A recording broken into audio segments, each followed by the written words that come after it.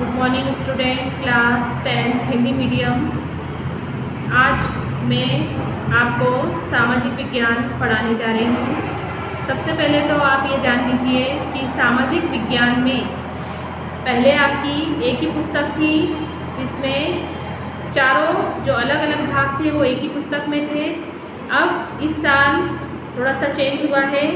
आपकी सामाजिक विज्ञान में 4 पुस्तकें हैं, जिसमें सबसे जो पहली पुस्तक है वो है समकालीन भारत 2 में भूगोल, दूसरी पुस्तक है इतिहास, तीसरी पुस्तक है राजनीतिक विज्ञान और चौथी पुस्तक है अर्थशास्त्र यानी आर्थिक विकास। तो आज हम सबसे पहले भूगोल में पढ़ेंगे अध्याय 1 पार्ट 1, जिसमें हम पढ़ेंगे संसाधन एवं विकास। संसाधन एवं विकास, आप छोटी कक्षाओं में संसाधन के बारे में पढ़ चुके हैं कि जो जैसे कोयला, पेट्रोल, डीजल, ये सब क्या है, संसाधन है और इसका उपयोग हम करते हैं। हमारे पर्यावरण में उपलब्ध प्रत्येक वस्तु जो हमारी आवश्यकताओं को पूरा करती है वो क्या कहलाती है, संसाधन। अब यहाँ पर संसाधन का एक बहुत ही अच्छा स्वरूप दिया है कि जो मानव है वो 2 तरह से संसाधनों का प्रयोग करता है। इसमें पहला आता है प्रौद्योगिकी और दूसरा आता है संस्थाओं के रूप में।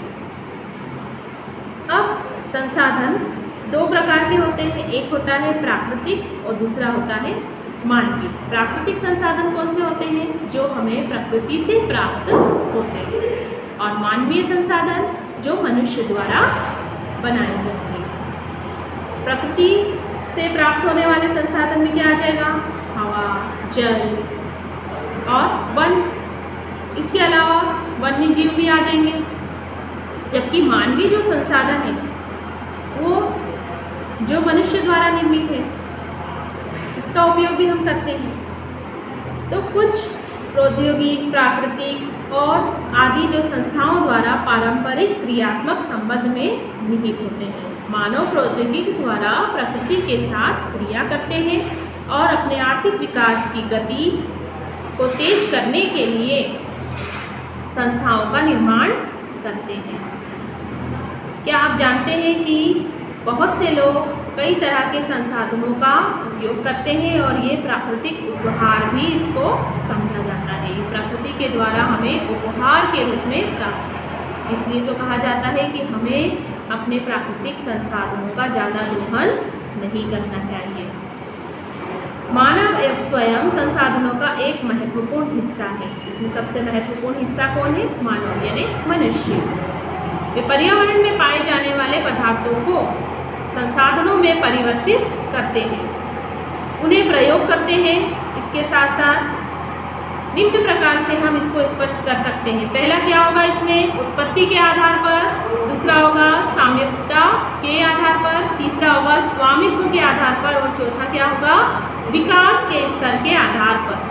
तो सबसे पहले आता है उत्पत्ति के आधार पर, जिसको बोलते हैं जैविक और अजैविक। जैविक और अजैविक के बारे में हम पहले भी पढ़ चुके हैं। संसाधन में सबसे पहला प्रकार जो है वो है जैविक संसाधन का। इसमें मनुष्य, वनस्पति, प्राणी जगत और मत्स्य जीवन, पशुधन इत्यादि इसके उदाहरण हैं। दूसरा आता है अजैविक संसाधन। वे सारे संसाधन जो निर्जीव वस्तुओं से बने होते हैं वो अजैविक संसाधन कहलाते हैं, जैसे चट्टानें और धातुएं।